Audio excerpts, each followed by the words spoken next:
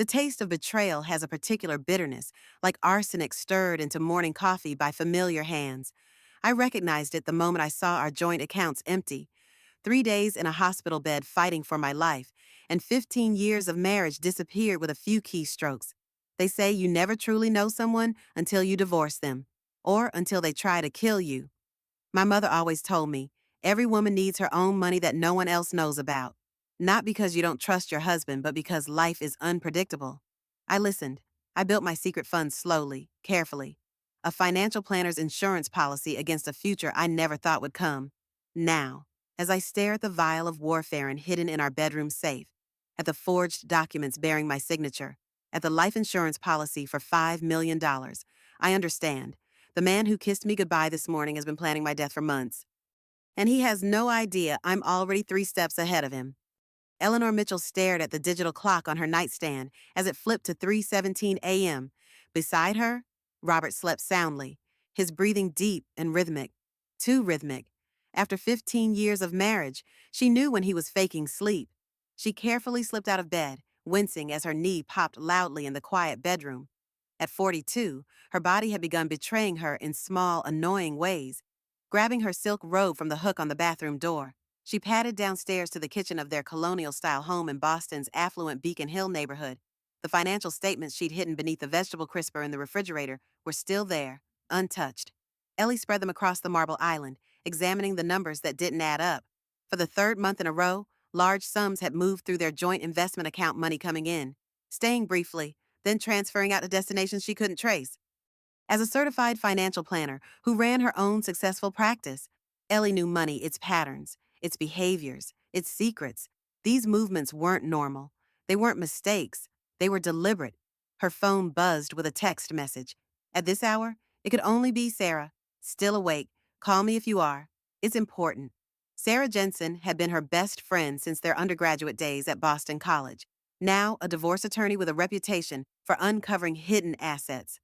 Sarah had a sixth sense for financial deception. Ellie had confided her concerns about Rob's behavior 2 weeks ago, swearing Sarah to secrecy. "You're up." Sarah's voice was alert despite the hour. "Couldn't sleep. What's so important?" "I had drinks with Marcus Henley tonight." Marcus was a partner at the investment firm where Rob worked. He was 3 scotches in when he mentioned the SEC has been sniffing around your husband's client accounts. Ellie's stomach tightened. Did he say why? Unusual trading patterns, large cash movements. He clammed up when he realized what he'd let slip. But Ellie, this isn't good. "It could be nothing," Ellie said, more to convince herself than Sarah. "Rob handles high net worth clients. Their portfolios are complex." "Or it could be something," Sarah countered. "Has he seemed different lately?" Stressed secretive. Ellie thought about the late night phone calls Rob took in his study, the way he changed the passwords on his laptop, the business trips that had doubled in frequency over the past 6 months. "Yes to all of the above, but that doesn't mean it doesn't," Sarah agreed. "But Ellie, you need to protect yourself, just in case." After they hung up, Ellie returned to the financial statements, her mind racing. The Robert Hawkins she had married was ethical to a fault, meticulous about following regulations, the man who volunteered with financial literacy programs for underprivileged teens, the man who had held her through her mother's prolonged illness, who had supported her decision to start her own firm rather than joining his. But people changed, or perhaps they simply revealed their true selves over time. Her mother Catherine's voice echoed in her memory. "Every woman needs her own money. Eleanor, money no one else controls or even knows about. Not because you don't trust your husband, but because life is unpredictable." Catherine had learned that lesson the hard way, after Ellie's father had gambled away their savings and disappeared, leaving her to raise Ellie alone. Her second husband had been financially controlling, monitoring every penny Catherine spent until she finally escaped that marriage too. Ellie had taken her mother's advice, maintaining a separate account all these years. What had started as a modest inheritance from her grandmother had grown steadily through careful investments and occasional deposits commissions from special clients, bonuses she didn't mention, cash gifts from her mother that she never put into their joint accounts. It wasn't about trust, she had always told herself. It was about prudence. Now she wondered if it had been intuition all along. The next morning, Ellie watched Rob as he prepared for work, observing him with new eyes.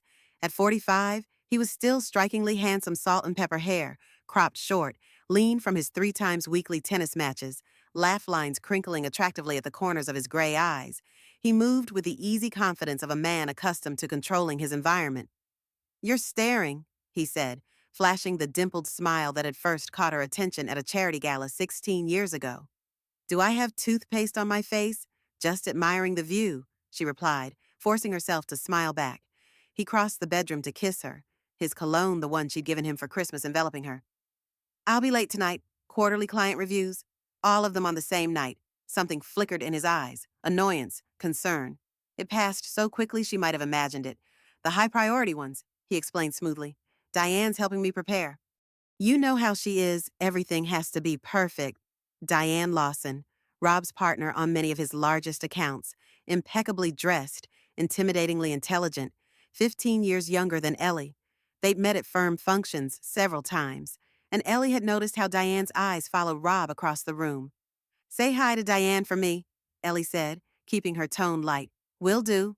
He checked his watch, the vintage Rolex she'd given him for their 10th anniversary. "I should go. Traffic's gonna be hell." After he left, Ellie sat at her vanity, her makeup routine forgotten. Rob had been so natural, so believable.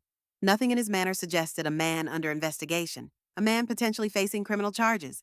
Either he was an exceptional actor, or he truly had nothing to hide. But then, why the secretive phone calls, the changed passwords, the large, unexplained financial movements? Her phone rang, her assistant, Rachel, confirming her first appointment had canceled, giving her an unexpected free hour. Making a sudden decision, Ellie grabbed her keys. Rob always took the Pike to his office downtown. If she took Starl Drive, she might beat him there. 20 minutes later, Ellie sat in her Audi in the parking garage across from Rob's building, watching the entrance. She felt ridiculous, like a character in one of the spy novels Rob enjoyed. What did she expect to see her husband entering his legitimate place of business?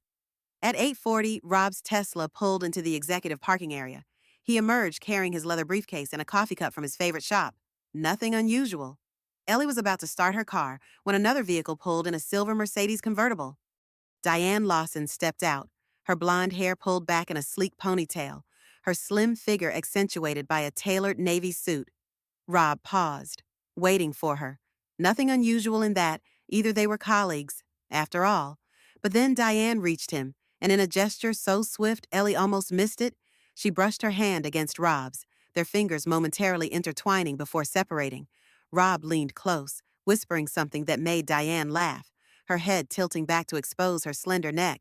It was a gesture of intimacy that went beyond professional collegiality. Ellie's hands tightened on the steering wheel. An affair. The most banal, predictable explanation. Part of her was almost relieved an affair she could understand. An affair made sense. It would devastate her, end their marriage, but it was comprehensible in a way that financial crimes were not. She started her car, pulling out of the parking space with more force than necessary. As she waited at the garage exit, her phone rang through the car's Bluetooth system. "Eleanor Mitchell," she answered professionally, not checking the display. "Ms. Mitchell, this is Benjamin Walsh from the SEC. I was hoping we could schedule a time to talk about some of your husband's investment activities." Ellie's blood turned to ice. She pulled over to the side of the ramp, hazard lights blinking. "I'm sorry. What is this regarding specifically? I'd prefer to discuss that in person. Would tomorrow morning work for you? Say 9 a.m. at our Boston office. Mr. Walsh, I don't handle my husband's professional affairs. I have my own financial planning practice." "Yes, I'm aware." His tone was carefully neutral. "However, given the nature of our inquiry and your joint financial holdings, we believe your perspective would be valuable. This is an informal conversation at this stage. Ms. Mitchell." This stage, implying there would be other, less informal stages to come. "I'll be there," she said finally. After hanging up, Ellie sat motionless, her mind working furiously. The SEC was investigating Rob, just as Sarah had warned, and now they wanted to talk to her. She needed to understand exactly what she might be walking into. She scrolled through her contacts, finding the number for Martin Coleman, a securities attorney she sometimes referred clients to. "Martin, it's Ellie Mitchell. I need your advice and your discretion." The SEC's Boston office occupied several floors of a glass tower in the financial district. Ellie sat in a sterile conference room, Martin Coleman beside her, facing Benjamin Walsh and another investigator who had introduced herself as Alicia Dominguez. Both wore the bland, patient expressions of people accustomed to waiting out uncomfortable silences. "Just to be clear," Martin said, his voice carrying the measured cadence of a man who billed $800 an hour. Ms. Mitchell is here voluntarily to assist in your inquiry. She has no knowledge of any improprieties in her husband's professional activities. Walsh nodded. We appreciate your cooperation. Ms. Mitchell, we're investigating some irregularities involving accounts managed by your husband and his colleague, Diane Lawson. What kind of irregularities? Ellie asked. Evidence suggests they may have been engaging in what we call front running, using advanced knowledge of pending client orders to make trades benefiting themselves or select clients. That's illegal, Ellie said automatically.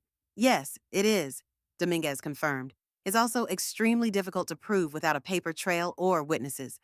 And you think I'm that witness? Ellie asked, incredulous.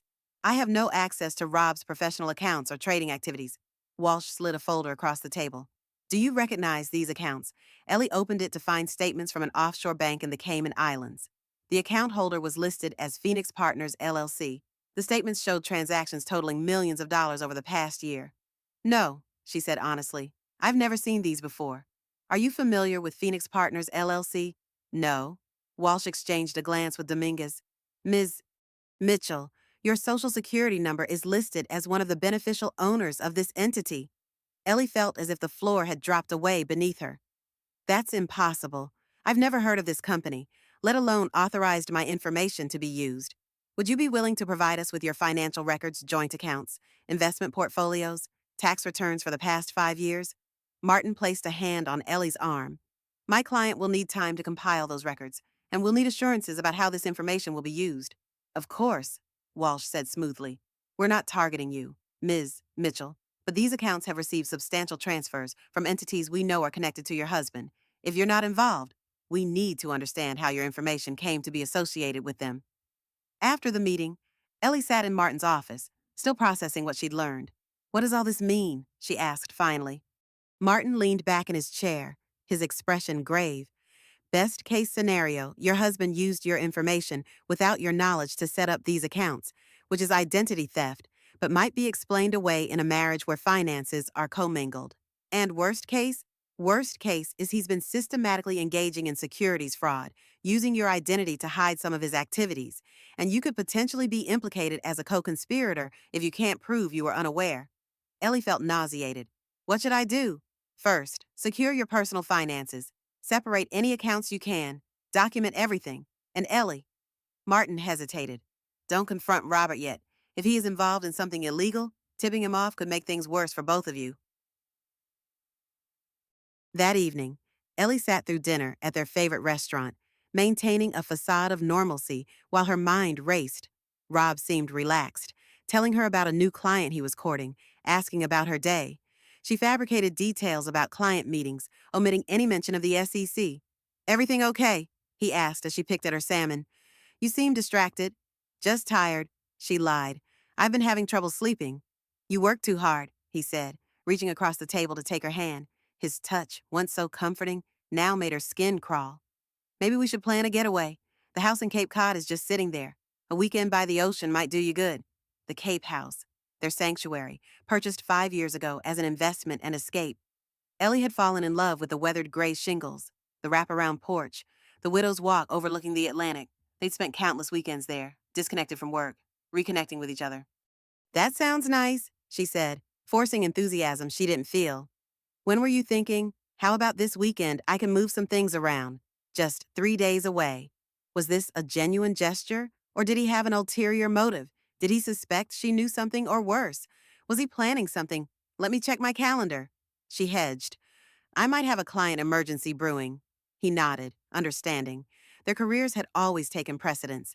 It was one of the reasons they decided against having children. Neither wanted to sacrifice their professional momentum. Let me know by tomorrow. I'll need to make arrangements if we're going. After dinner, Rob suggested a walk along the Charles River, something they often did on warm spring evenings like this one. As they strolled, his arm around her shoulders, Ellie wondered how much of their relationship had been real. Had he ever loved her, or had she always been a convenient cover, a useful accessory to his carefully constructed life? Do you remember our first date? He asked suddenly, as if reading her thoughts. Of course, the MFA gala. You spent half the night explaining Impressionism to me. He laughed. I was showing off, trying to impress the beautiful financial whiz everyone said was going places. You weren't the only one showing off. I gave you that whole lecture about diversified portfolios, and I was hooked, he said, stopping to look at her. In the fading light, with the river behind him, he looked like the man she had fallen in love with. Earnest, authentic. Ellie, I know things have been strained lately. I've been preoccupied with work. Is everything okay at the firm? She asked carefully. Something flickered across his face, a momentary tightening around his eyes. Just the usual pressures. Why do you ask? You seemed stressed. The late nights, the weekend calls. He pulled her close, kissing the top of her head. Just trying to keep the clients happy. Nothing for you to worry about. But there was plenty to worry about. As they continued their walk, Ellie wondered what secrets lay behind his reassuring words, and what would happen when those secrets inevitably came to light. The next morning, Ellie called Sarah from her office, careful to use her personal cell phone rather than the office line. I need a favor, she said after quickly explaining the SEC meeting. Name it, Sarah replied without hesitation. I need to know if Rob has been moving our assets without my knowledge. The house, investments, anything in both our names. You want me to check property records, that's public information, and anything else you can find. You have contacts from your divorce cases, right people who specialize in finding hidden assets. Sarah was quiet for a moment. Ellie, this is serious. If Rob finds out you're investigating him, he won't, Ellie assured her. I'm being careful. Okay, I know someone who can help. A former forensic accountant for the IRS who now works with divorce attorneys. He's discreet and thorough. How soon can he start? I'll call him today. But Ellie, what about this weekend trip to the Cape? Are you going? Ellie had texted Sarah about Rob's invitation immediately after he'd suggested it. I don't know. Part of me thinks I should, to maintain the illusion that everything's normal. But, but you're afraid to be alone with him in an isolated location. Sarah finished for her. Trust that instinct. Make an excuse. Say I need you for something. He'll see through that. Rob knows your schedule better than you do. It was true. Rob had always made a point of keeping track of their social circle's activities, remembering birthdays and anniversaries that Ellie herself sometimes forgot. What about your mother? She's always a good excuse. Catherine Mitchell, now 72, lived in an assisted living facility in Cambridge. Her rheumatoid arthritis had progressed to the point where she needed daily help, but her mind remained sharp as ever. That might work. Mom's been having more bad days lately. Then use that. Tell Rob she needs you this weekend. He can hardly argue with that. After hanging up, Ellie stared out her office window at the Boston skyline. The city felt different today, shadowed by the revelations of the past 24 hours. The SEC investigation, the offshore accounts with her name attached, Rob's possible affair with Diane. The pieces didn't quite fit together yet, but she sensed they were part of the same puzzle. Her office phone rang Rachel announcing that her next client had arrived. Ellie took a deep breath, compartmentalizing her personal concerns. She had built her practice on trust and expertise. Her clients deserved her full attention, regardless of the chaos in her private life. But as she greeted the elderly couple who had entrusted her with their retirement planning, a new worry emerged. If Rob was indeed involved in financial improprieties, could her reputation be tarnished by association? Would the practice she had built from nothing survive the scandal? Later that afternoon, as Ellie prepared to leave the office, Rachel appeared in her doorway. There's someone here to see you. She doesn't have an appointment but says it's urgent. Before Ellie could ask who it was, Diane Lawson appeared behind Rachel, her expression unreadable. Hello, Eleanor? She said coolly. I think we need to talk. Rachel glanced between them, sensing tension. Should I stay late, Ms. Mitchell? No, that's fine. Rachel, Ms. Lawson and I won't be long. Ellie waited until her assistant had gathered her things and left before gesturing to the chair across from her desk. What can I do for you? Diane? Diane remained standing, surveying Ellie's office with its tasteful decor and wall of credentials. The SEC came to see me yesterday. They asked a lot of questions about Rob. And about you. Ellie maintained her professional mask, years of client negotiations serving her well. That's interesting. What kind of questions? They wanted to know if I was aware of any unusual trading patterns, if Rob had ever asked me to execute trades that seemed irregular. Diane paused, studying Ellie. They also asked if I knew about Phoenix Partners, the offshore entity. Ellie kept her expression neutral. And do you? No, but they seem to think it's connected to both you and Rob. Diane finally sat, crossing her long legs elegantly. I've worked with your husband for 6 years. Eleanor, I know him well. Whatever the SEC thinks they have, they're wrong. Then why come to me? Shouldn't you be having this conversation with Rob? Because the SEC seems to believe you're either complicit or a victim. I wanted to see for myself, which it was. The implication hung in the air between them. Ellie felt a surge of anger, but controlled it. And what have you concluded from our brief conversation? Diane smiled, a cold, assessing expression. That you're neither as naive nor as involved as they think. But you're definitely afraid. I think this conversation is over, Ellie said, standing. If the SEC contacts you again, I suggest you refer them to your attorney. Diane rose smoothly. One more thing. Rob doesn't know I'm here. I'd appreciate if you kept it that way. Why would you want to keep secrets from your partner? The same reason you're keeping secrets from your husband.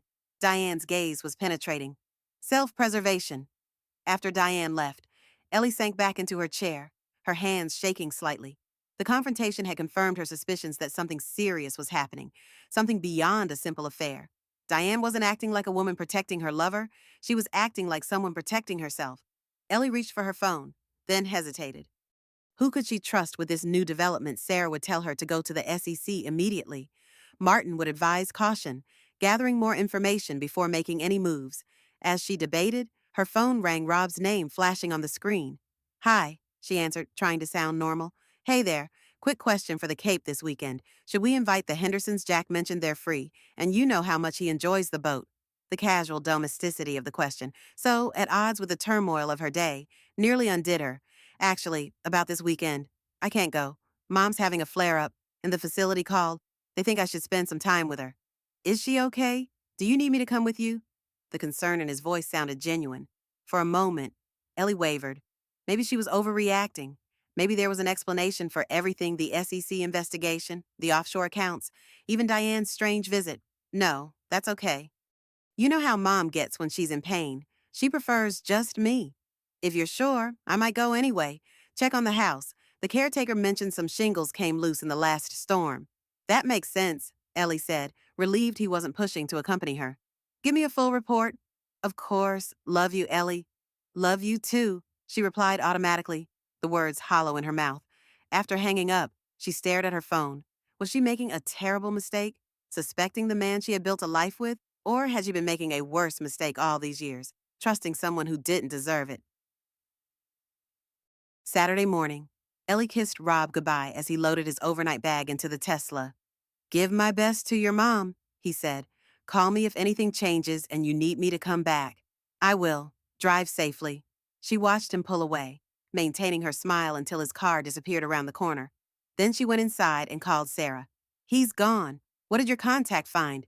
You'd better come over, Sarah said, her voice grim. You need to see this in person. Sarah lived in a converted warehouse in South Boston, the sprawling loft reflecting her eclectic tastes and successful law practice. When Ellie arrived, she found not only Sarah, but also a small, precise-looking man with wire-rimmed glasses. Ellie, this is Michael Chen. Sarah introduced him. Former FBI financial crime specialist, now private investigator and my go-to person for complicated assets. Michael nodded politely. Ms. Mitchell, I wish we were meeting under better circumstances. What did you find? Ellie asked, unable to maintain pleasantries. Sarah led her to the dining table, which was covered with documents. It's not good, Ellie. The Cape House. Rob refinanced it last year without your knowledge. Your signature was forged on the paperwork. That's impossible. We don't have a mortgage on the Cape House. We paid cash. You did, Michael confirmed. But the new mortgage is for $1.2 million. The funds were wired to an account at Credit Suisse in Zurich. Ellie felt dizzy. How could he do that without me knowing? The same way he took out 3 home equity lines of credit against your primary residence, Sarah said softly. Forgery, and possibly help from someone inside the banks. There's more, Michael added, sliding several pages toward her. Phoenix Partners, LLC, the offshore entity the SEC asked you about. It was formed 2 years ago. The registered agent is Thomas Reynolds, but the beneficial owners are listed as Robert Hawkins and Eleanor Mitchell. Thomas Reynolds, who is that Diane Lawson's father, Sarah explained. Former CEO of Continental Bank, retired 5 years ago. He's got connections throughout the financial industry. The pieces were starting to fit together, forming a picture more complex and disturbing than Ellie had imagined. This wasn't just about an affair or even simple financial fraud. This was organized, involving multiple people and millions of dollars. There's one more thing you should see, Michael said, his tone gentle but firm. He handed her a document that appeared to be a life insurance policy. This was taken out 6 months ago, $5 million on your life, with Rob as the sole beneficiary. Ellie stared at the policy, her signature forged, but convincingly so appeared on the bottom of each page. I didn't. We know, Sarah said, putting an arm around her shoulders. The question is, what do we do now? Michael's expression was grave. Based on what I've seen, Ms. Mitchell, I believe your husband may be planning something imminent. The pattern of financial movements, the life insurance policy, the liquidation of assets, these are not preparations for a future event. These are endgame maneuvers. What are you saying? Ellie asked, though part of her already knew. I'm saying that Robert Hawkins has systematically stripped your joint assets, created a financial escape route, and insured your life for a substantial sum. The statistical likelihood of these actions preceding an attempt on your life is significant. The room seemed to tilt around her. You think Rob is planning to kill me? I think you should act as if he is. Michael said simply, better cautious than dead. Sarah squeezed her shoulder. You're not going home. Ellie, not until we figure this out. But all my things are replaceable, Sarah finished firmly. You're staying here with me. Michael will have someone watch the house to see if Rob returns early from the Cape.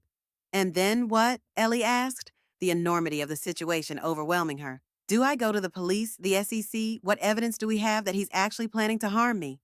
We start gathering proof, Michael said. Bank records, property transfers, the forged documents. We build a case. Meanwhile, Sarah added, we need to secure what assets we can. Your personal accounts, your business, anything in your name alone. Ellie thought of her secret account, the one her mother had encouraged her to maintain all these years. The balance now stood at just over $750,000, not a fortune by Boston standards, but enough to give her options, enough to fight back.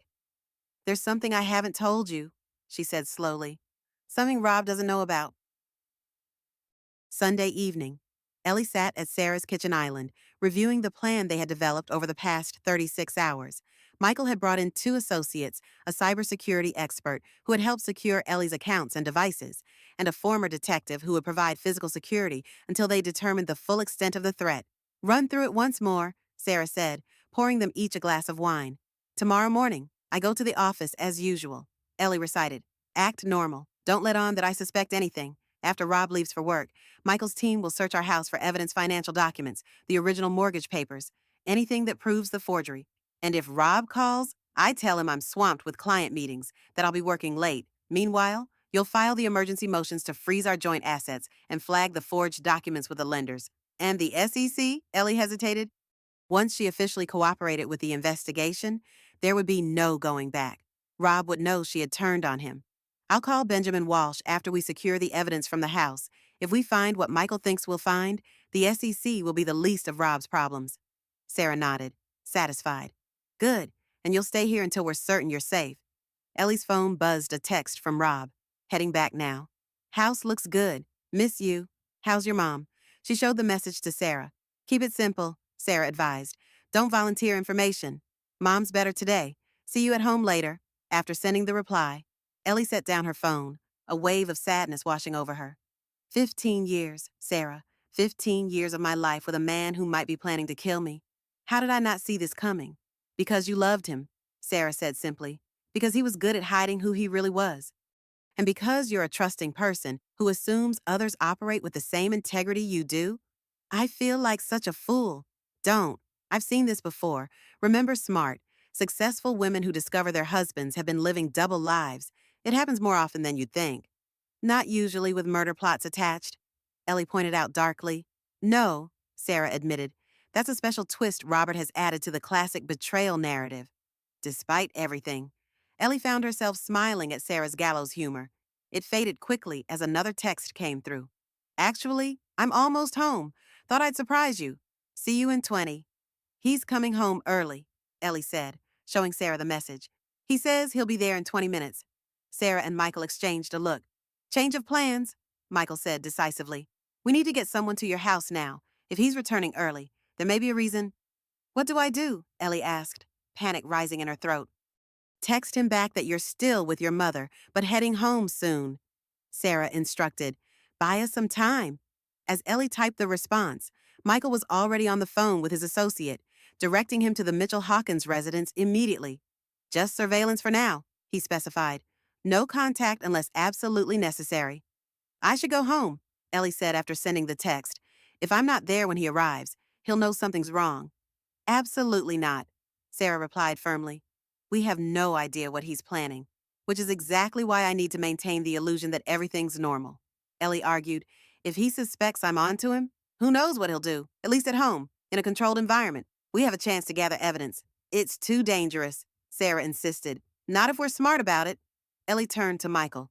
Your associate, how quickly can he get to my house? Davis is already in the area, maybe 10 minutes. And your cybersecurity person, did he finish setting up my phone to record conversations? Michael nodded reluctantly. Yes, but Ellie, I strongly advise against, I need to do this. She interrupted. I need to face him, to see for myself what we're dealing with. I promise I'll be careful. I won't confront him or let on that I know anything. But I need to go home. Sarah and Michael exchanged another look, a silent communication passing between them. Fine, Sarah conceded finally. But we're putting a wire on you, and at the first sign of trouble, you get out of there. Spill something on yourself. Fake a work emergency, whatever it takes. And Davis will be nearby the entire time, Michael added. One text from you, and he's at your door. As they prepared the wire, a slim device that would fit beneath her blouse, Ellie felt a strange calm settle over her. The fear and shock of the past 2 days had given way to something else determination. Robert Hawkins had underestimated her. He thought she was oblivious, trusting, perhaps even stupid.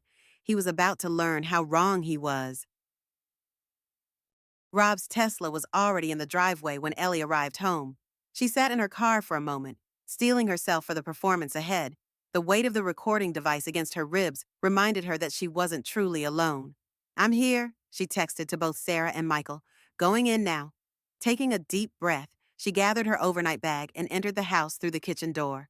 The familiar smells of home, the lavender sachets she placed in each room, the faint lemon of the cleaning products their housekeeper used enveloped her.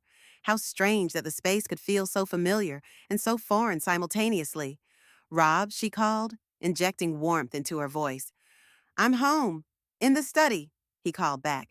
She found him at his desk, laptop open, reading glasses perched on his nose.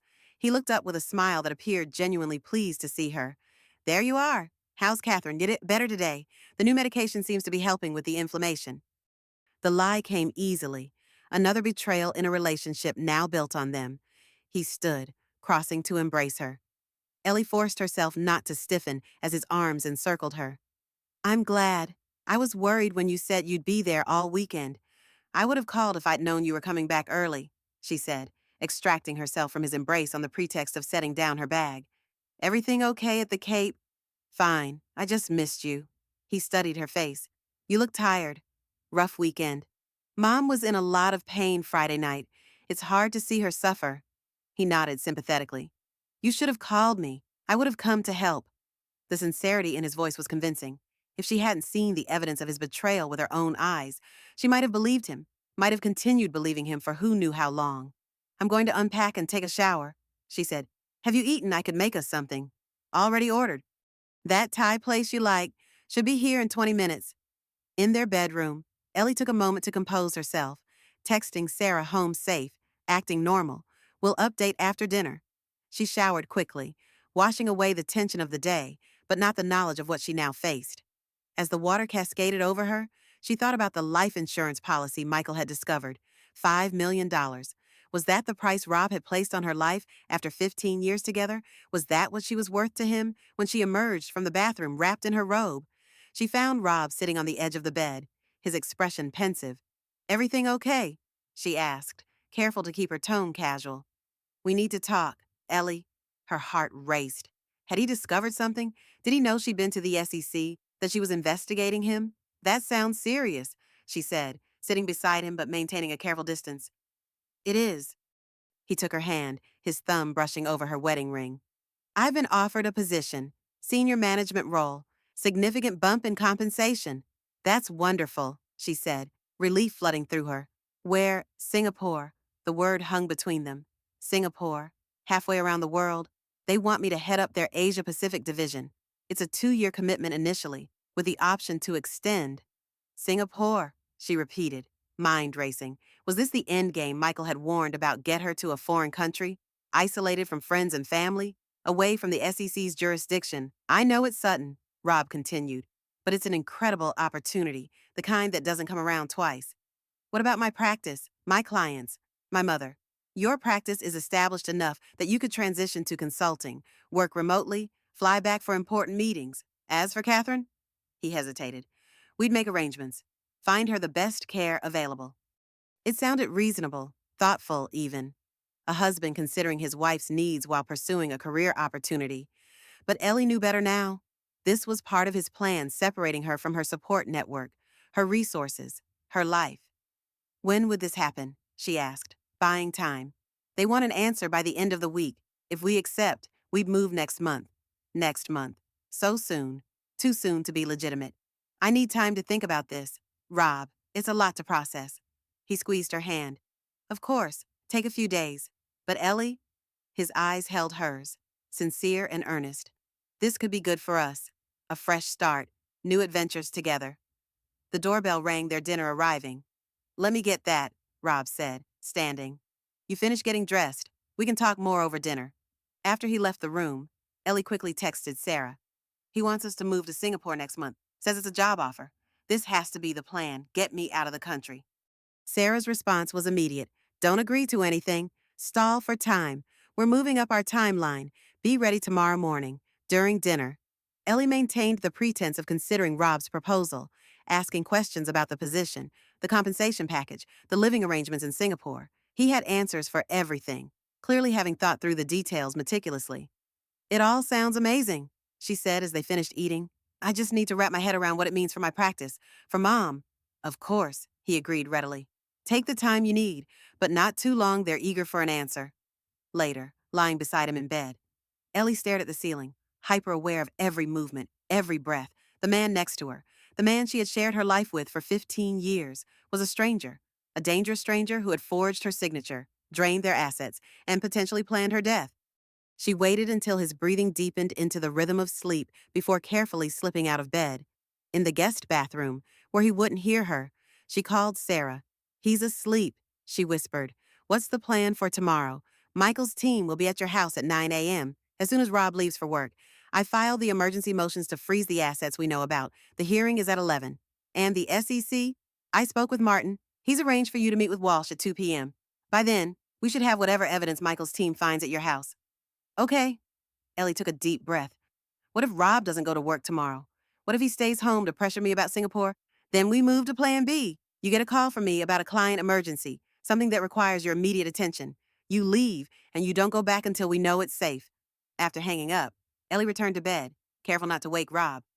As she lay beside him, maintaining a safe distance, she thought about the secret account her mother had insisted she maintain, $750,000 built up over 15 years of prudent saving and investing. Not enough to replace everything Rob had taken, but enough to give her a foundation, enough to fight back. In the darkness, she made a silent promise to herself. Whatever happened tomorrow, Robert Hawkins would not win. She would reclaim her life, her assets, her future, and he would pay for his betrayal. Ellie woke to an empty bed. Sunlight streamed through the windows, illuminating dust motes dancing in the air. For a moment, she felt disoriented, the familiar bedroom, the lingering scent of Rob's cologne, the weight of knowledge pressing down on her. She reached for her phone, 7:45 a.m. A text from Rob had arrived 20 minutes earlier. Early meeting with clients. Didn't want to wake you. Think about Singapore, exciting possibilities ahead. Love you. Relief washed over her. He was gone. The house was empty. She texted Michael immediately. Rob left early. House clear. His response came seconds later. Team en route. ETA 15 minutes. Stay there. Ellie rose quickly, showering and dressing in record time. She chose her armor carefully, a charcoal gray suit, crisp white blouse, modest heels. Professional, polished, the appearance of a woman in control, even as her world crumbled around her. At precisely 8:30, the doorbell rang. Michael stood on her porch with two others, a compact woman with short silver hair, who he introduced as Jeanette, and a tall black man named Marcus. We need to work quickly, Michael said as she led them inside. Where does Rob keep his financial documents? His study, primarily, the filing cabinet beside his desk, and there's a safe in our bedroom closet. Do you know the combination? Jeanette asked.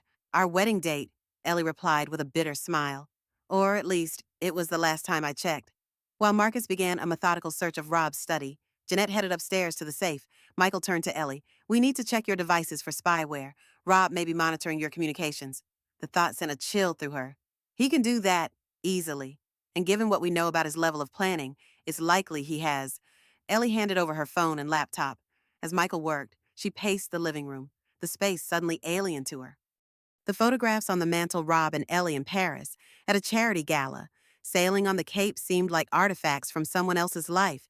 Had any of it been real? Had he ever loved her at all, Ms. Mitchell? Marcus called from the study. You should see this. She found him kneeling beside Rob's desk, removing a false bottom from the lowest drawer. Inside lay a stack of documents, property deeds, bank statements, what appeared to be passports. These are originals, Marcus said, carefully spreading them on the desk. Mortgage documents for your Cape house, bearing what appears to be your forged signature, bank statements for accounts in Zurich and the Cayman Islands. And this, he held up a passport, is a South African passport in the name of Robert Harding, with your husband's photograph. A false identity, Michael said from the doorway. Part of his exit strategy. There's more, Jeanette called from upstairs. The safe is open. You need to see this. In the bedroom, Jeanette had laid out the safe's contents on the bed. A second life insurance policy, this one for $10 million, a small vial of clear liquid, a notebook filled with what appeared to be dosage calculations. What is this? Ellie asked, though she already suspected the answer. Michael carefully picked up the vial with a gloved hand. We'll need to have it analyzed, but based on the notebook. He flipped through the pages, his expression grim. Warfarin, blood thinner, lethal in high doses, but can be administered slowly over time to mimic natural illness or accident. Ellie felt the room spin around her. She sat heavily on the edge of the bed. He's been poisoning me. The calculations here suggest a gradual increase in dosage over several months, Jeanette confirmed, examining the notebook. Starting with amounts small enough to cause mild symptoms, fatigue, unexplained bruising, and building to potentially fatal levels. The pieces clicked into place. The inexplicable bruises Ellie had noticed on her legs and arms, the persistent fatigue she'd attributed to overwork and stress, the dizzy spells that had begun about 3 months ago. How has he been giving it to me? She asked, her voice distant to her own ears. Most likely in food or drinks he prepares, Michael said. Coffee, perhaps, or those protein smoothies he makes you every morning. The smoothies, Rob had started making them for her 6 months ago, claiming they would boost her energy. A loving gesture from a health-conscious husband. She had never questioned it. We need to get you to a hospital, Michael said firmly. Have your blood tested for warfarin levels? Not yet, Ellie said, surprising herself with her calmness. We need to gather everything first, make copies, secure the evidence. Ellie, Michael began. I'm not being reckless, she assured him. But if I disappear now, go to the hospital, Rob will know something's wrong. We need to maintain the illusion that I'm still in the dark until we have everything in place. Michael studied her for a moment, then nodded reluctantly. Marcus will photograph and document everything here. Jeanette will accompany you to your meeting with Sarah and the judge. I'll take these samples for analysis immediately. As they worked, Ellie's phone rang. Sarah checking in. We found it, Ellie told her without preamble. All of it. The forgeries, offshore accounts, a false passport, and Sarah. She swallowed hard. He's been poisoning me, slowly. There's a vial of what Michael thinks is warfarin in our bedroom safe, along with detailed notes on dosages. Sarah's sharp intake of breath was audible. My God, Ellie, are you okay? Physically, I think so. The dosage was still low, but mentally. She glanced around the bedroom, at the space she had shared with Rob for years. I don't know how to process this. One step at a time, Sarah said firmly.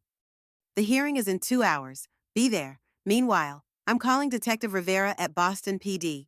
With evidence of attempted murder, this goes beyond financial crimes. By 10:30, Marcus had photographed and cataloged every document, while Jeanette had carefully bagged the vial and notebook as evidence. Michael had already left with samples for rush analysis. Ready? Jeanette asked as Ellie gathered her purse and the portfolio of evidence they had compiled. Ellie took one last look around the house, the life she had built, the memories she had treasured, now revealed as an elaborate facade. Yes, she said finally. I'm ready. As they pulled away from the curb, Ellie didn't look back. Whatever happened next, she would not return to this house, to the life she had shared with Robert Hawkins. That chapter was closed. What remained was justice and survival. The courthouse corridors echoed with footsteps and murmured conversations as Ellie, Sarah, and Jeanette made their way to courtroom 4B. Martin Coleman waited outside, his expression somber. "We've been assigned to Judge Harriet Watkins," he informed them. "She's tough but fair. The evidence you've gathered is compelling, but be prepared for detailed questioning." "What about Rob?" Ellie asked. "Will he be here?" "No. This is an ex parte emergency hearing. If the judge grants the asset freeze, Rob will be served with papers afterward and given an opportunity to respond at a later hearing." Inside the courtroom, Judge Watkins, a stern-looking woman in her 60s, with piercing blue eyes, listened attentively as Martin presented their case. The forged documents, the drained accounts, the life insurance policies, the evidence of poisoning. "And you discovered all of this within the past 3 days, Ms. Mitchell?" the judge asked, her gaze direct. "Yes, Your Honor. I became aware of discrepancies when the SEC contacted me about accounts linked to my name that I had no knowledge of." "And why did you not go directly to the police when you discovered the poisoning evidence this morning?" Sarah intervened smoothly. "Your Honor, my client is cooperating fully with authorities. Detective Rivera of Boston PD has been briefed and is preparing to execute a search warrant for the Mitchell Hawkins residence this afternoon. However, our immediate concern is securing Mrs. Mitchell's assets before Mr. Hawkins can further dissipate them." Judge Watkins considered this, reviewing the documents before her. "The evidence of forgery is compelling," she acknowledged, "and the financial transfers clearly indicate an attempt to hide assets." She looked up at Ellie. "I am granting the emergency freeze on all joint accounts, properties, and investments. Furthermore, I am issuing a temporary restraining order prohibiting Mr. Hawkins from contacting you or approaching your residence or place of business." Relief washed over Ellie. "Step 1 complete." "Thank you, Your Honor," Martin said. "Don't thank me yet, counselor." The judge replied dryly. "This is merely the beginning of what promises to be a complicated legal process. Ms. Mitchell, I strongly advise you to seek medical attention immediately regarding the possible poisoning. The court takes such allegations extremely seriously." Outside the courtroom, Ellie checked her phone. 3 missed calls from Rob and a text. "Where you tried calling your office? Rachel said you had an emergency." "Everything okay? He's looking for me," she told Sarah. "What do I say?" "Nothing yet," Sarah advised. "We need to get you to the hospital for those blood tests before the SEC meeting. Once the TRO is served, you won't have to communicate with him at all." As they walked to Sarah's car, Ellie's phone rang again, Rob's name flashing on the screen. She let it go to voicemail. "He's going to know something's wrong if I don't respond," she pointed out. "Let him wonder," Sarah said firmly. "By the time he figures it out, it will be too late." At Massachusetts General Hospital, Dr. Naomi Chen, a toxicologist friend of Michael's, was waiting for them. "Michael called ahead," she explained as she led Ellie to an examination room. "I understand the situation is both urgent and sensitive." The blood draw was quick and efficient. "I've ordered a complete toxicology panel with specific testing for warfarin and other anticoagulants," Dr. Chen explained. "We should have preliminary results within a few hours." "And if the tests are positive," Ellie asked, "depending on the levels, we may need to administer vitamin K to counteract the effects. But let's wait for the results before discussing treatment options." By the time they left the hospital, it was nearly 2 p.m. time for the SEC meeting. Ellie's phone had buzzed repeatedly during the blood draw, all calls from Rob. The last text message read, "Seriously worried now. Called your mother's facility. They said you haven't been there all weekend. What's going on? Ellie, where are you?" He knew, or at least, he suspected something was amiss. Ellie showed the message to Sarah. "He's going to panic," she said. "If he thinks I'm on to him, who knows what he'll do." "That's why we have the restraining order," Sarah reminded her. "And why Detective Rivera is executing the search warrant as we speak. Rob's running out of options." At the SEC offices, Benjamin Walsh and Alicia Dominguez were waiting with grim expressions. "Thank you for coming in, Ms. Mitchell," Walsh began once they were seated in the same sterile conference room as before. "We've received some concerning information that we'd like to discuss with you." "If this is about Phoenix Partners LLC or the offshore accounts, I can save you some time," Ellie said, opening the portfolio she had brought. "I've discovered that my husband has been using my identity without my knowledge or consent to establish numerous fraudulent accounts and financial instruments." She laid out the evidence they had gathered, the forged documents, the bank statements, the false passport. Walsh and Dominguez exchanged surprised glances. "This is extensive," Dominguez said, examining the documents. "How did you obtain these materials?" My private investigator discovered them in our home this morning. Copies have been provided to Boston PD, who I believe are executing a search warrant as we speak. Walsh leaned forward. Ms. Mitchell, we've been investigating your husband and Diane Lawson for securities fraud specifically, a sophisticated front-running scheme that has netted millions over the past 3 years. But this, he gestured to the documents. This suggests something more extensive. There's more, Ellie said, steeling herself. We found evidence that my husband has been systematically poisoning me with warfarin, likely to collect on life insurance policies totaling $15 million. Stunned silence followed her statement. Finally, Walsh spoke. We'll need to coordinate with local law enforcement immediately. This goes well beyond our jurisdiction. Already in progress, Sarah assured him.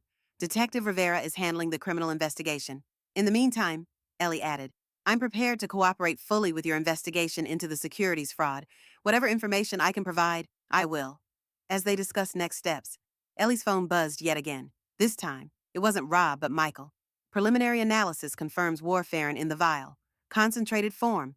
Detective Rivera found more evidence during Search International wire transfers, correspondence with Thomas Reynolds dating back 5 years. And Ellie, they found a detailed timeline labeled Phoenix Operation, with tomorrow's date circled and the word Singapore underlined. Tomorrow. Whatever Rob had been planning, it was imminent. The Singapore job offer hadn't been a long-term plan. It had been the final stage, meant to isolate her completely before. Ellie couldn't complete the thought. She showed the message to Sarah, whose expression hardened. We need to wrap this up, Sarah told Walsh and Dominguez. My client's safety is the priority now. Of course, Walsh agreed. We'll be in touch to schedule a formal statement. In the meantime, Ms. Mitchell, please be careful. Outside the SEC offices, Ellie felt suddenly exhausted, the adrenaline that had carried her through the day beginning to fade.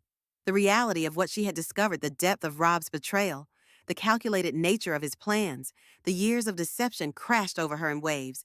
What now? She asked Sarah as they walked to the car. Now we get you somewhere safe. The restraining order has been served, so Rob knows the game is up. That makes him desperate, and desperate people are dangerous. Where will I go? He knows all my friends, my usual haunts. My place has security. You'll stay with me until we figure out next steps. As they drove through Boston's rush-hour traffic, Ellie's phone rang once more. Unknown number. She hesitated, then answered. Eleanor Mitchell? Ellie, it's Diane Lawson. The voice was tense, hurried. Listen carefully. Rob knows you've discovered everything. He's dangerous, more than you realize. You need to get somewhere safe, immediately. Why are you telling me this? Ellie demanded, putting the call on speaker so Sarah could hear. Because I never signed up for murder. Diane replied sharply. Securities fraud, yes. Asset manipulation, fine. But I draw the line at killing someone. How noble of you, Sarah interjected sarcastically. Who's that? Diane asked. My attorney, Ellie said. Sarah Jensen, you're on speaker. Good. Then you both need to hear this. Rob isn't working alone. Thomas Reynolds, my father, is involved. But so are others. Powerful people with connections in finance, law enforcement, even government. This goes deeper than you understand. Why should we believe you? Sarah demanded. Because I'm taking an enormous risk by calling. Because the SEC is closing in on all of us. And because, regardless of what you think of me, I'm not a murderer. Diane paused. Rob is unstable. The plan was always financial create offshore entities, move client funds through them, skim percentages, use Ellie's identity as cover. But somewhere along the line, Rob became fixated on the life insurance angle. It was his idea, not mine, not my father's. You expect us to believe you're innocent in all this? Ellie asked incredulously. Not innocent, complicit in the fraud, yes, but the poisoning, the Singapore plan that was all Rob? And now that he knows you've discovered everything, he's unpredictable. What's the Singapore plan? Sarah asked sharply. Get Ellie out of the country, away from the SEC's jurisdiction, somewhere isolated. Stage an accident, something that wouldn't raise suspicions given the warfarin in her system. Collect the insurance, disappear with the money already stashed offshore. Ellie felt sick. And you knew about this. I knew he was talking about it. I didn't think he'd actually do it. Diane's voice hardened. Look, believe me or don't, but Rob left the office an hour ago, furious after being served with a restraining order. He was on the phone with someone, speaking Chinese or Japanese. I couldn't understand it, but I heard your name, and the tone wasn't friendly. Sarah exchanged a concerned glance with Ellie. We'll take appropriate precautions. One more thing. Diane added. Check your mother. Ellie, make sure she's safe. Rob mentioned her this morning, said something about leverage. The call ended abruptly, leaving Ellie staring at her phone in horror. My mother, we need to check on her immediately. Sarah was already changing direction, heading toward Cambridge. Call the facility, warn them not to allow any visitors except you. Ellie dialed with shaking hands. After 3 rings, the receptionist at Willow Glen Assisted Living answered. This is Eleanor Mitchell. I need to speak with my mother, Catherine Mitchell, immediately. It's an emergency. I'm sorry, Ms. Mitchell, but your mother isn't available right now. She left about an hour ago with your husband. He said they were going out for an early dinner. The world seemed to stop. What? No, that's not possible. My husband doesn't have authorization to take her out. He showed us the paperwork, Ms. Mitchell. Everything seemed in order. He said it was a surprise for her birthday. Catherine's birthday was 8 months away. Listen to me very carefully, Ellie said, fighting to keep her voice steady. My husband does not have permission to remove my mother from your facility. He forged those documents. I need you to call the police immediately and report a kidnapping. Do you understand? This is not a misunderstanding. My mother is in danger. As the receptionist stammered apologies and assurances that they would contact authorities, Ellie ended the call, panic rising in her throat. He has my mother, she told Sarah, her voice breaking. He took her from the facility, using forged documents. Leverage, Sarah said grimly, accelerating through traffic. He's using her to get to you. As if on cue, Ellie's phone buzzed with a text from Rob, your mother, and I are having a lovely time reminiscing. She's confused about why you lied about visiting her this weekend. I've explained you've been under tremendous stress lately. Perhaps we should all talk. The Cape House in 2 hours. Come alone, or I call my associates in Singapore. You know what they're capable of. Attached was a photo of Catherine sitting in what appeared to be Rob's Tesla, looking frail and confused. He's taking her to the Cape House, Ellie said, showing Sarah the message. He wants me to meet them there, alone. Absolutely not, Sarah declared. This is a job for the police, and by the time they organize a response, coordinate jurisdictions between Boston and the Cape, who knows what he'll do to her? Ellie shook her head. I have to go. Ellie, this is exactly what he wants. He's desperate, cornered. The restraining order, the asset freeze, the search warrant he has nothing left to lose. Except my mother, Ellie said quietly. The one person I cannot risk. Sarah was silent for a moment, then sighed heavily. At least let me call Michael. We need backup, a plan. As Sarah made the call, Ellie stared out the window at the city passing by, the familiar landmarks of Boston now shadowed by threat and betrayal. Her entire life had unraveled in the space of 3 days, her marriage exposed as a sham, her husband revealed as a would-be murderer, her assets stripped, her health compromised by slow poisoning, and now, her mother fragile, vulnerable Catherine caught in the crossfire. Whatever happened next, Ellie knew one thing with absolute certainty: Robert Hawkins had underestimated her for the last time. He thought her weak, pliable, easily manipulated. He had no idea of the strength she had cultivated over years of building her business, of the resources she had hidden away on her mother's advice, of the determination that now fueled her. The Cape House loomed in her mind, the weathered gray shingles, the wraparound porch, the widow's walk overlooking the Atlantic. Once a sanctuary, now the setting for a final confrontation. Ellie touched the locket at her throat, the one her mother had given her years ago. Inside was a photo of 3 generations of Mitchell women: her grandmother, her mother, and herself. Strong women who had faced adversity and survived. She would not be the one to break that chain. Tell Michael to meet us halfway to the Cape, she instructed Sarah. We have less than 2 hours to come up with a plan. As Sarah relayed the message, Ellie sent a reply to Rob's text. I'll be there. Don't hurt her. This is between you and me. The response came immediately. It always was. Ellie. From the beginning. She put down the phone, steel replacing fear in her spine. Whatever Robert Hawkins had planned for their showdown at the Cape House, he was about to discover that the wife he had underestimated, the woman he had betrayed, was far more dangerous than he ever imagined. Dusk was settling over Cape Cod as Ellie's car wound through the narrow roads leading to their vacation home. Sarah had insisted on driving while Ellie reviewed the hastily assembled plan with Michael, who followed close behind in a nondescript SUV with 2 of his associates. The property is isolated, Michael reminded her through the speakerphone. Nearest neighbor is half a mile away. Limited access points the main driveway, and potentially the beach path if the tide is low. Which it isn't, Ellie noted grimly. High tide was at 4 p.m. The beach path will be underwater. That limits our approach options, Michael acknowledged. Remember, Your only goal is to keep your mother safe and stall for time. Detective Rivera has coordinated with Cape Police, but they're at least 40 minutes out. And if Rob has associates with him? Sarah asked, knuckles white on the steering wheel. We've seen no evidence of additional vehicles, but we have to assume he's not alone. Davis is already in position with thermal imaging. So far, he's only detected 2 heat signatures inside the house, one stationary in what's likely the living room, one moving between rooms. My mother and Rob, Ellie confirmed. What about the recording device? Is it working? After their roadside strategy session, Michael had fitted Ellie with a more sophisticated recording device than the one she'd worn the previous night, a small transmitter disguised as a simple silver brooch, capable of both audio and video transmission. Signal is clear, Michael confirmed. We'll hear everything. See whatever is in front of you. If anything goes wrong, use the safe word Catherine, and we move in immediately. As they approached the final turn to the house, Sarah pulled to the side of the road. This is as far as I go. Michael's team will be monitoring from here. Ellie unclipped her seatbelt, suddenly acutely aware of what she was walking into. If something happens to me, nothing is going to happen to you, Sarah interrupted fiercely.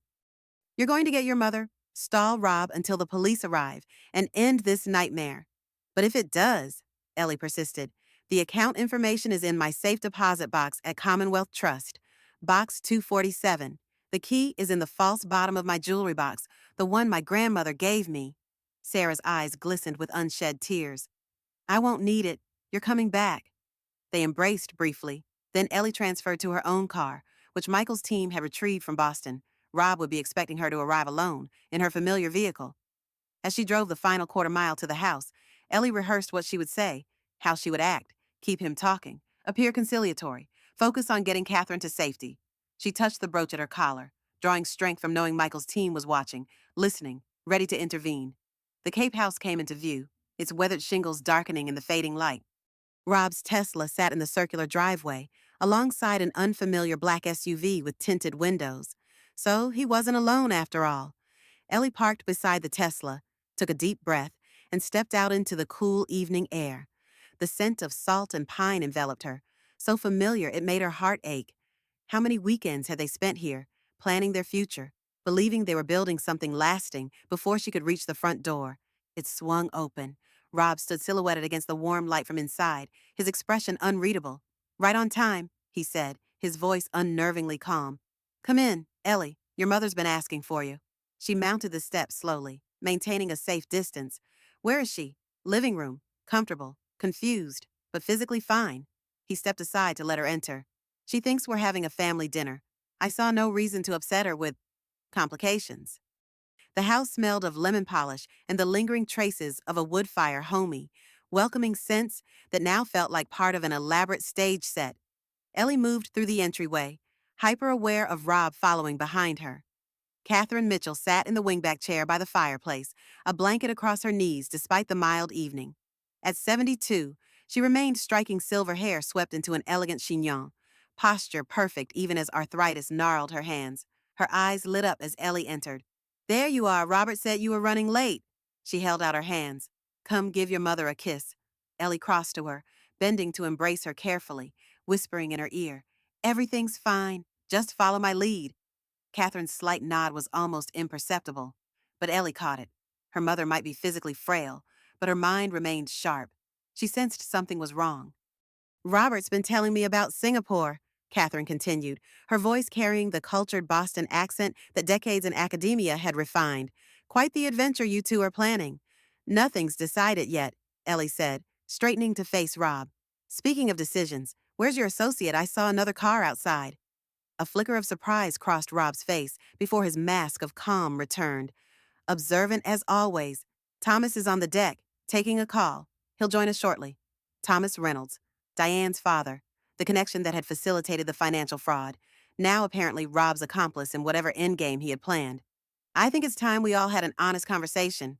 Don't you? Ellie suggested, moving to sit on the sofa across from her mother, deliberately choosing a position that kept both Catherine and the doorway in her line of sight. Honesty, Rob repeated, pouring himself a scotch from the sideboard. He didn't offer Ellie one. Interesting concept from someone who's been lying to me for 15 years. Ellie maintained her composure, though her pulse quickened. What lie have I told that compares to identity theft, forgery, poisoning, Catherine's sharp intake of breath was the only indication that this information was new to her? Rob shot her an irritated glance before returning his attention to Ellie. I'm talking about your secret account, Eleanor, the one you've been building behind my back since before we were married. So he knew about that. Somehow, he had discovered her safety net. My personal savings, she acknowledged calmly. Hardly comparable to systematic fraud. Personal savings you never disclosed. Money that should have been part of our life together. He took a long swallow of scotch. Did you think I wouldn't find out eventually? That's the thing about financial investigations. They tend to uncover everything. Is that why you've been poisoning me? Because I maintained a private account on my mother's advice? Rob's laugh was hollow. The warfarin was never about killing you, Ellie, just making you sick enough to be dependent, compliant. The perfect cover as we relocated to Singapore, away from prying SEC investigators and nosy colleagues. And the life insurance policies, the $15 million you stood to gain from my death, was that just a coincidence? He shrugged, a gesture so casual it chilled her. Insurance is prudent financial planning. You taught me that. The sliding door to the deck opened, and Thomas Reynolds entered. In his mid-60s, he carried himself with the authority of a man accustomed to power, silver hair perfectly coiffed, tailored suit immaculate despite the casual setting. His cold blue eyes, so like Diane's, assessed Ellie with clinical detachment. Mrs. Hawkins, he greeted her formally. I see we've reached the negotiation phase. Ms. Mitchell, she corrected him, and there's nothing to negotiate. The authorities know everything, the fraud, the forgeries, the poisoning. Boston PD executed a search warrant on our home this morning. The SEC has records of all the offshore accounts. It's over. Thomas. Reynolds smiled thinly. Nothing is ever truly over until all parties are satisfied. You have something we want. We have something you want. He nodded toward Catherine. Surely we can reach an arrangement beneficial to everyone. What exactly do you think I have that's worth kidnapping my mother for? Access? Rob interjected. To your secret account, to the evidence you've gathered, and most importantly, to your clients, many of whom would make excellent additions to our investment portfolio. The audacity of his demand momentarily stunned her. After everything he had done, he expected her to hand over her clients to facilitate further fraud. That's never going to happen, she said flatly. Then perhaps we need to reevaluate our leverage. Thomas moved to stand behind Catherine's chair, placing a hand on her shoulder. The implied threat was unmistakable. Catherine, however, seemed unperturbed. Mr. Reynolds, she said, her voice steady. I survived breast cancer at 45, buried 2 husbands, and raised a daughter alone while building an academic career. If you think threatening an old woman with arthritis is your winning strategy, you've dramatically miscalculated. Ellie suppressed a smile. Even now, her mother's courage shone through. Rob's expression darkened. This isn't a negotiation where you have equal standing. Ellie, you're outnumbered, isolated. The police are too far away to help you. Your only option is cooperation. And if I refuse, Thomas removed a small case from his jacket pocket, opening it to reveal a syringe. Then we moved to our contingency plan. A sudden cardiac event for Catherine, brought on by the stress of discovering her daughter's tragic accident, followed by your own unfortunate fall from the widow's walk, a devastating double tragedy for the community to mourn. Ellie felt cold fear grip her spine, but forced herself to remain outwardly calm. You've thought of everything. We usually do, Thomas replied. Your husband's weakness was becoming too emotionally invested. I prefer a more pragmatic approach. Speaking of emotional investment, Ellie said, deliberately changing tactics. How does Diane feel about all this?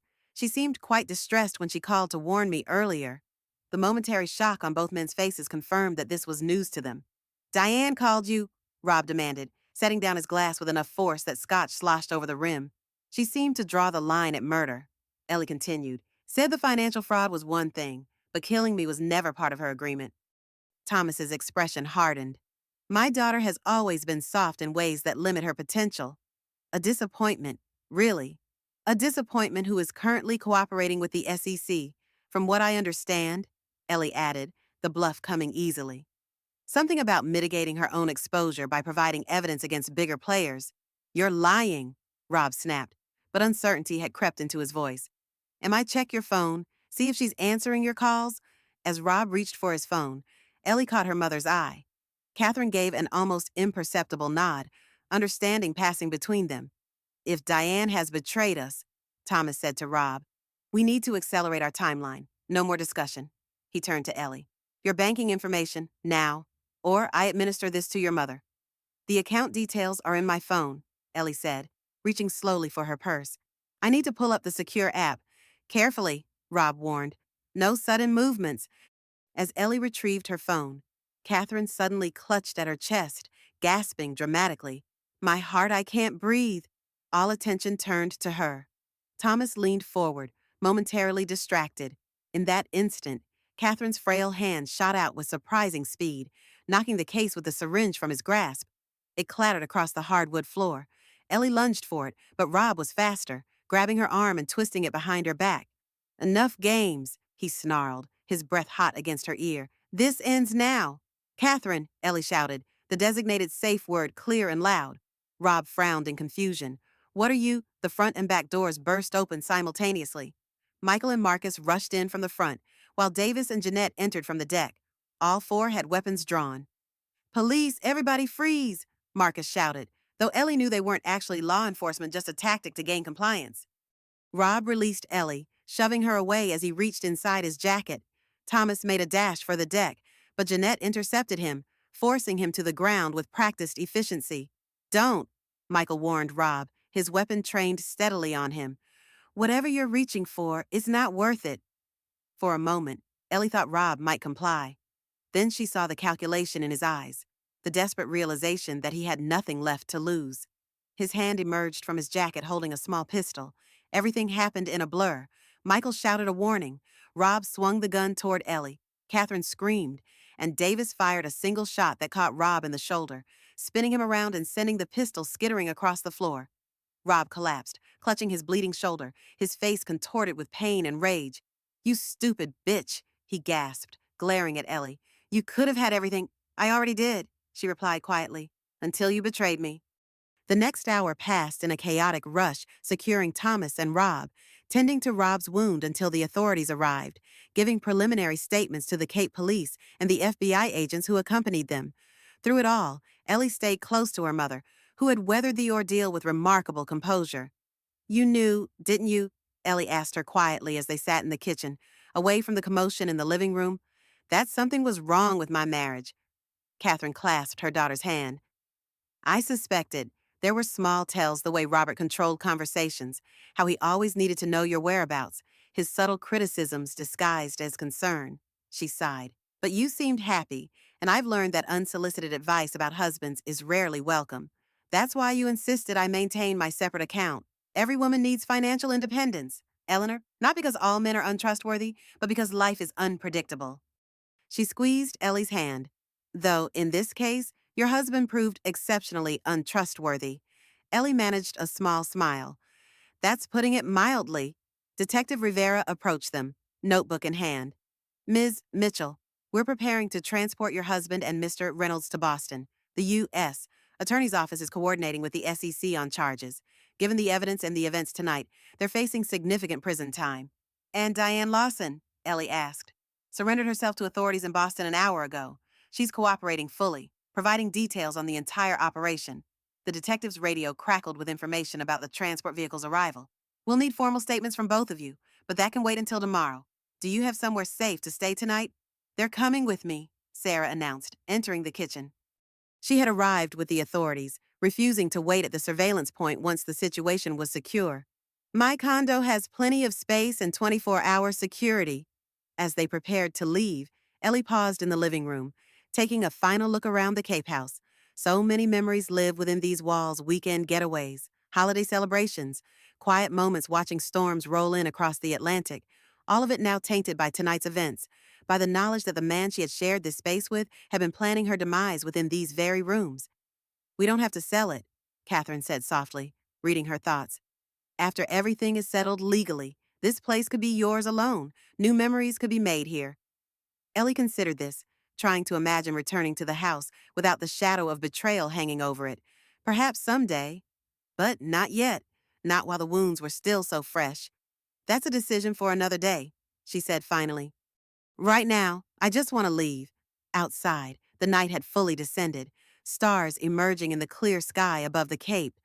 As they walked to Sarah's car, Ellie felt a weight lifting, not completely gone, but lighter than before. Robert Hawkins had emptied their joint accounts, forged her signature, and plotted her death, but he hadn't known about her hidden assets, not just the financial ones, but the strength, resilience, and support network that had ultimately saved her life. Some fortunes, it seemed, couldn't be stolen. 3 months later, Ellie sat in the conference room of her financial planning firm, reviewing the quarterly performance of client portfolios. The business had not only survived the scandal surrounding her husband, but had grown stronger as Ellie implemented enhanced transparency measures that resonated with clients seeking financial security in uncertain times. A soft knock at the door preceded Rachel's entrance. "Your 2 o'clock is here." And Sarah called. "She says the paperwork is ready for your signature whenever you're free." "Thanks, Rachel. Send in Mr. Abernathy and tell Sarah I'll stop by her office around 4. As her elderly client entered, Ellie rose to greet him, feeling a renewed sense of purpose. In the aftermath of Rob's arrest and the subsequent unraveling of his financial schemes, she had recommitted herself to the core principles that had first drawn her to financial planning, helping people create stability and security in their lives. The irony wasn't lost on her that she had failed to recognize the financial abuse happening in her own marriage. That realization had led to a new initiative within her practice, a program specifically designed to help women achieve and maintain financial independence, regardless of their relationship status. After concluding her meeting with Mr. Abernathy, Ellie gathered the documents she needed for her appointment with Sarah.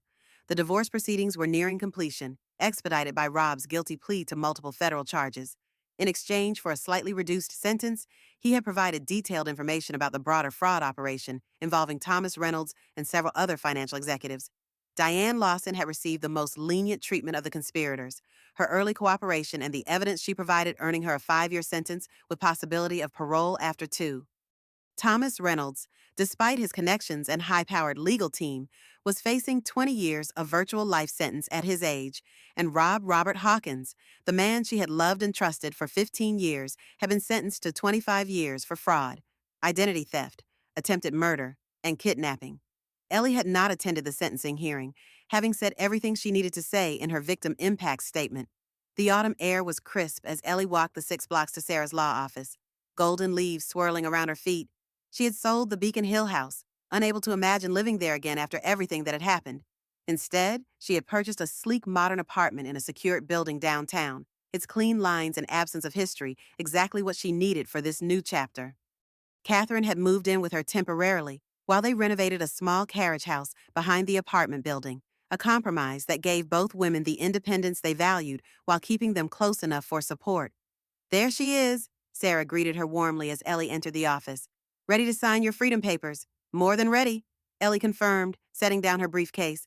Sarah spread the divorce documents across her desk. "Judge Monroe was extremely sympathetic to your case. You're getting the Cape House, the full value of all recoverable assets, and your attorney's fees paid from Rob's remaining legitimate assets. What about the money that's still missing?" The forensic accountants had traced most of the funds Rob had siphoned from their joint accounts, but approximately $3 million remained unaccounted for. "If it's ever recovered, it will be returned to you," Sarah assured her. "But realistically, some of it may be gone for good fees to co-conspirators, offshore accounts the authorities haven't identified yet." Ellie nodded, unsurprised. The money, while significant, mattered less to her now than the closure these documents represented. She signed each page methodically. 15 years of marriage dissolved in a series of signatures, not unlike the ones Rob had forged.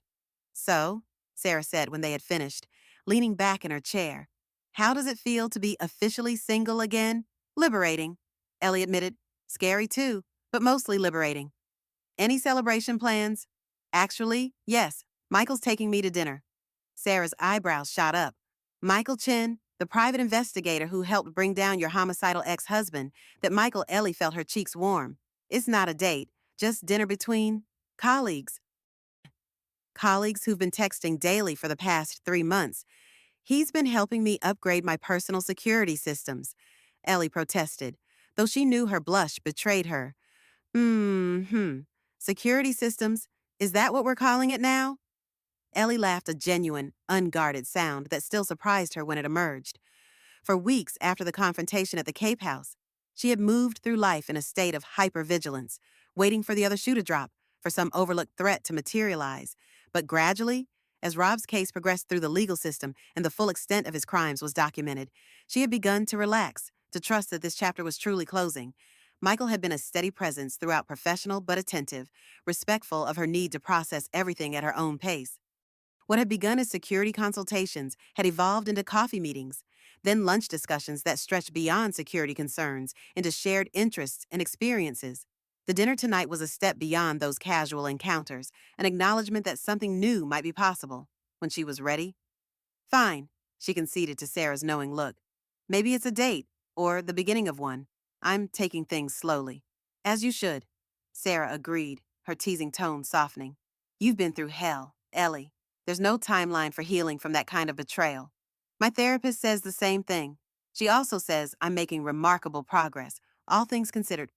The twice-weekly therapy sessions had been Sarah's suggestion, and one of the best decisions Ellie had made in the aftermath. Dr. Lakshmi Patel specialized in trauma and betrayal, helping Ellie process not only the acute crisis of Rob's crimes, but the years of subtle manipulation that had preceded them. Smart woman, your therapist, Sarah observed. Now, one last piece of business before you go. She reached into her desk drawer and extracted an envelope. This came for you. Special delivery from MCI Cedar Junction, the maximum security prison where Rob was serving his sentence. Ellie stared at the envelope, her name and Sarah's office address written in the familiar handwriting she had once found so elegant and precise. You don't have to read it, Sarah said gently. I can destroy it right now if you want. Ellie considered this, then shook her head. No, I need to know what he has to say.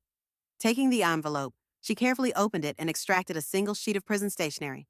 Rob's handwriting was the same meticulous script she remembered, but smaller somehow, as if he were trying to compress his thoughts into the limited space. Ellie, by the time you read this, our divorce will likely be finalized. I won't insult you with apologies or excuses. What I did was unforgivable, and I don't expect forgiveness. What I do want you to know is that despite everything, my feelings for you were real. The man you married, the one who supported your career, who held you when your mother was sick, who planned our future together, that man existed. He was real. But so was the other man, the one who betrayed you in ways I still struggle to comprehend myself. I don't know when the divide happened, when I became two people living in one skin. Perhaps it was always there, this capacity for deception, this willingness to hurt those closest to me. Perhaps it started with small compromises that grew into larger ones until I couldn't find my way back. Thomas Reynolds didn't create the monster I became, but he recognized it, nurtured it, showed me how to profit from it. That's not an excuse, just context you deserve to have. You were right to maintain your separate account all these years. You were right not to trust me completely. Your mother saw something in me that you couldn't, the shadow beneath the surface that would eventually consume us both. I hope someday you find someone worthy of the trust I betrayed. I hope the life you build from the ashes of our marriage brings you the happiness and security you deserve. Goodbye, Eleanor. Robert Ellie refolded the letter carefully, sliding it back into the envelope. She felt nothing. No anger, no sadness, no vindication. The words on the page belonged to a stranger, someone she had once thought she knew intimately, but had never truly known at all. You okay? Sarah asked, watching her closely. Yes, Ellie said, realizing it was true. It doesn't matter anymore, his explanations, his regrets. They're his to carry, not mine. Later, as she walked back to her office through the autumn afternoon, Ellie reflected on the journey of the past 3 months. The initial shock and betrayal had given way to anger, then determination, and finally to a kind of peace, not the unquestioning contentment she had once mistaken for happiness in her marriage, but something more grounded, more authentic. Her phone buzzed with a text from Michael Still on for 7. I can pick you up or meet you there. Ellie smiled, typing her response. Looking forward to it? I'll meet you there. Just signed the divorce papers. Officially free. His reply came quickly. Congratulations. First dinner as a free woman should be special. I changed our reservation to Bastille. Hope that's okay. Bastille was one of Boston's finest restaurants, far more formal than the casual bistro they had originally planned. The significance wasn't lost on her. This was definitely a date. Perfect, she replied, a flutter of anticipation replacing the emptiness Rob's letter had left. See you at 7. As she returned to her office to finish the day's work, Ellie thought about the hidden assets that had ultimately saved her, not just the financial security her mother had insisted upon, but the inner strength she had rediscovered, the support network she had cultivated, the resilience she had developed through building her business. Robert Hawkins had emptied their accounts, thinking he was securing his future while destroying hers. What he hadn't understood was that her true fortune had never been kept in any account he could access. It had been inside her all along, waiting for the moment she would need it most. 6 months later, Ellie stood on the widow's walk of the Cape House, watching the spring sunset paint the Atlantic in shades of gold and crimson.